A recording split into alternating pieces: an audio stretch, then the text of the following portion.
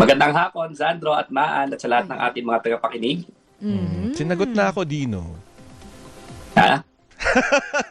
Hindi, kaya ka namin tinawagan, kukunin din namin itong inyong opinion kaugnay dun sa, yun nga, may impeachment complaint laban sa Pangulo. At ito'y medyo kakaiba yung sitwasyon natin ngayon kasi meron ding umuugong, syempre dahil nga hindi na isalang yung impeachment naman laban kay Vice President Sara Duterte. So may posibilidad na ang Pangulo at ang Vice President ay magkaroon ng impeachment complaint sa Justice Committee. Anong take mo doon? Well, sa atin naman, di ba, pagka merong impeachment at may nag-endorso na isang miyembro ng Kamara, kailangan niya i-endorse sa Justice Committee. Ang nakita ko rin naman, no, na kahit naman yung opisina supposedly ng Majority Floor Leader na anak ng Pangulo, si Congressman Sandro Marcos, parang sinabi rin naman na wala tayong magagawa kasi impeachment yan may nag-endorso na miyembro ng Kongreso at lahat yan tatalakayin ng Justice Committee, no. Sa pagbukas ng sesyon ng Kamara, ang first order of business niyan mukhang i-refer yan, no, doon sa Justice Committee. Napaka-importante niyan kasi pagka-refer doon sa Justice Committee, at least yung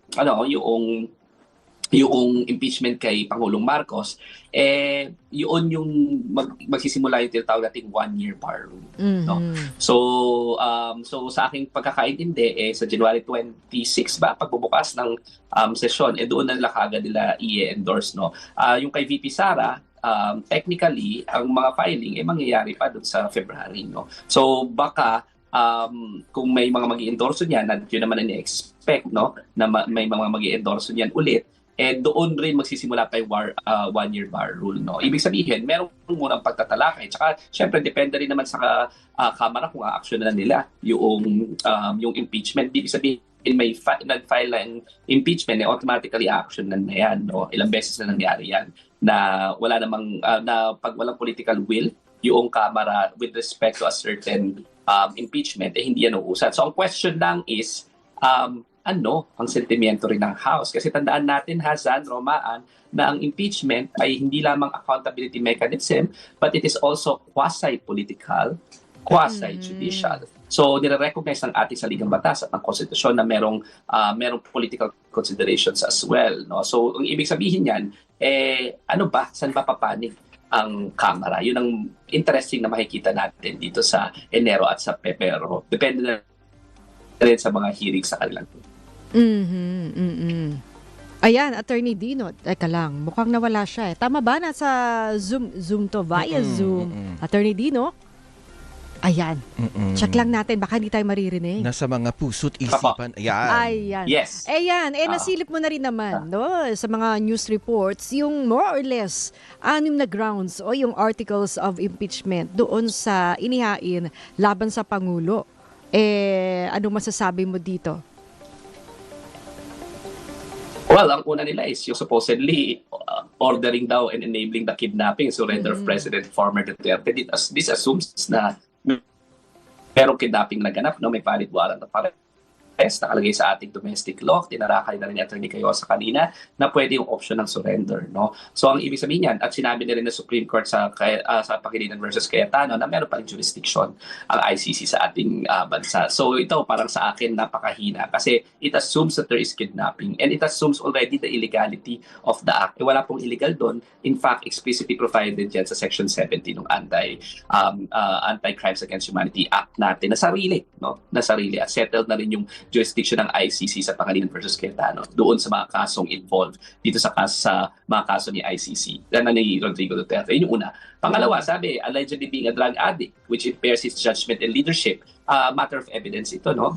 Yung ebidensya na meron sila. Meron lamang yung akusasyon ng kanyang kapatid, no? Dapat may pero medical. alam mo, hindi naman sufficient yung chismis, di ba? At saka yung mga akusasyon, kailangan meron ka talaga. At saka yung supposedly video na sinabi na ng mga investigating agencies, hindi totoo. No? So, para sa akin, yung pangalawa is just a matter of evidence. No? May ebidensya ba? Pangatlo, yung sinasabing may kickbacks raw. Again, it's a matter of evidence. Nakikita naman natin ngayon, parang wala pa at least lumalabas na diretsyo sa Pangulo na kickback, no? Meron doon sa mga kabinete niya, siya nga yung una nagpasabog nito, no? Kasi sa aking palagay, kung meron talaga yan na diretso sa Pangulo, ako na mismo maunguna, no? Ng impeachment. So again, this is a matter of evidence, pero wala pa akong nakikitang direct evidence linking the president himself when it comes to the flood control projects. Kasi it will not make sense na siya mag-i-initiate at siya mag-a-announce noong mga investigasyon kung siya pala mismo yung tutuntunan. No? So yun yung pangatlo. Yung pang-apat is yung paggawa raw ng ICI para to shield corruptions, to shield corrupt allies. No? Oo, parang hirap naman niyang lunukin. No? Merong mga investigasyon, at merong nga mga endorsements na ginawa ang ICI. Kung tatanungin mo ako, wanting ba yung performance ng ICI? Prangkahan lang tayo with due respect, wanting, no? Hindi ako satisfied dun sa ginagawa ng ICI. Pero impeachable na ba kaagad yun? Very exclusive yung listahan ng impeachable offenses. At yung wanting ng investigasyon na create ng Office of the President is not automatically, no, hindi yan betrayal of public trust, hindi yan culpable violation of the Constitution, di ba? Hindi yan para sa akin impeachable offense. And finally, yung inulit na naman yung betraying of public trust doon sa surrender ni ano. So actually talagang parang apat lang. Tsaka nakita ko kasi yung impeachment na complaint, parang iilang pahina, no? Kung ako tatanungin bilang isang abogado, parang kulang sa ebidensya at hindi maganda yung pagkakalatag. No? Sincero ba sila dito sa impeachment na ito o hindi? Di ba? Meron bang mga forces na parang na inuunahan din yung legitimate? Hindi natin alam yan. Yan ay mga valid na usapan sa politika, pero bilang isang abogado, para sa aking palagay, the current impeachment that was filed as it is very weak and is not based on at least substantial evidence or at least actionable evidence. So para sa'yo, isa man dito ay wala. Ligwak, hindi tatayo. Mukhang ganon, at least dun sa current form, I mean, without, I have no business defending the president. I'm just assessing itong current impeachment. Para sa aking palagay, walang kidnapping na nangyari, batay sa ating domestic law yan. Pangalawa, yung sa drug addict, kailangan yan matter of evidence. Number 3, yung sa kickback, kailangan yan matter of evidence. And 4, yung sa ICI, hindi yan impeachable offense kung sakasakaling hindi tayo satisfied. Bottom line, walang basis in fact and in law yung current form ng impeachment, unfortunately. So para bang hindi gidalingan. So kung gusto talaga nilang ipa-impeach si Pangulong Marcos, galing-galingan naman yung pagka-draft ng impeachment. Ang Makabayan Black daw, Attorney Dino, ay may namumuuri nga ipapasang o isasampang impeachment complaint laban sa Pangulo gamit yung same grounds, I think, yung sa mga nakaraang budget. Anong tingin mo naman dito, Attorney Dino? Well, sa akin, basta, alam mo yun, accountability mechanism yan, free naman yung Makabayan Black, no? And based on my experience naman, yung Makabayan Black, pagka nagpa-file sila, mas may substantial grounds, no? So I look forward to assessing independently and objectively kung ano man yung ifa-file, no?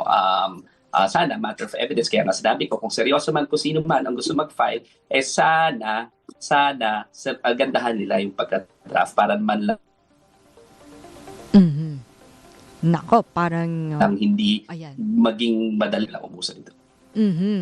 Pero anong tingin mo nga pagtingin sa atin, di lamang dito ng publiko, pati sa labas ng bansa, sa mga ganitong impeachment complaint? Una, sa ating Pangulo. Pangalawa ay namumuo rin o yung pagkasampamuli sa pangalawang Pangulo. Attorney Dino. Well, dapat kasi yung impeachment, hindi siya yung parang annual exercise na ginagawa mong first resort. Sa katotohanan lang ha, dapat based on evidence siya. Kung hindi, para bang bumaba pa kasi yung confidence doon sa ating political leadership. Ibig sabihin ba na ito, wag tayo kung seryoso ang mga akusasyon at may ebidensya. Yun lang ang aking palagay dyan, no? So, it's not healthy na para bang ginagawang political circus rin yung impeachment, no? At saka, yung impeachment kasi, sacred yan, no? Sacred part of our Constitution na wag sanang maging trigger happy. At sa aking palagay talaga, yung impeachment kay Sara Duterte na hindi pa ina-actionan yung motion for reconsideration sa Supreme Court, it's a sad day for our democracy. Kasi doon, napakalinaw ng ebidensya doon sa impeachment ni Sara Duterte. Ngayon, kung titingnan natin, yung chinichere yung pera ng bayan, yung supposedly pumasok na 2 billion pesos, sa 2.9 billion pesos total sa joint account nila, yung supposedly, yung kay Arturo Las Cañas na sinabi, siya kasama talaga siya sa nagpatupad at nagtuloy ng Davao Death Squad, yung mismong threat niya ng pagpatay, kumuha na siya ng assassin laban sa Pangulo, pangalawang Pangulo, sa Pangulo, First Lady at Speaker of the House, declaration of confession yun on national TV. Yan ang strongest form of evidence. So kung a matter of evidence, ang laki ng pagkakaiba ng mga akusasyon kay Sara Duterte at saka yung mga akusasyon sa Pangulo. Batay lamang sa ebidensya, unless, of course, kung may makikita tayong diretso linking the president in the flood control projects, then I would gladly say kailangan siya ma-impeach. Pero as of now, based on ebidensya available on record, sabi ko naman bilang abogado at bilang mga mamamayan sa isang demokratikong bansa, dapat hindi tayo sa haka-haka. Ang lagi natin tanungin, ebidensya, ebidensya, ebidensya. Where does the evidence lead us? And if the evidence leads us to a particular personality, di ba? So be it. Pero ngayon, where the evidence lies, hindi malakas para sa aking assessment yung ebidensya directly linking President Marcos to all of these anomalies. Whereas, yung quality of evidence nung kay Sara Duterte napakalakas, kasama na dyan ang kanyang sariling confession or declaration against interest, paper trail, certifications ng Philippine Statistics Authority na wala naman talaga yung mga ganitong pangalan, yung para bang isang tao lang yung gumawa ng liquidation forms, yung testimonya noong ni Yusek Magsayak doon sa DepEd procurement, tsaka yung testimonya ni Arthur Las Cañas, lahat yun malalaking pieces of evidence corroborated not just by a testimony but actual documentary evidence. So may mga corroboratory evidence doon. Malayong-malayo yung kalidad ng ebidensya. O yan, nako. Sige, maraming salamat, Attorney Dino De Leon. Teka lang. Magandang hapon sa inyo lahat. Magandang hapon.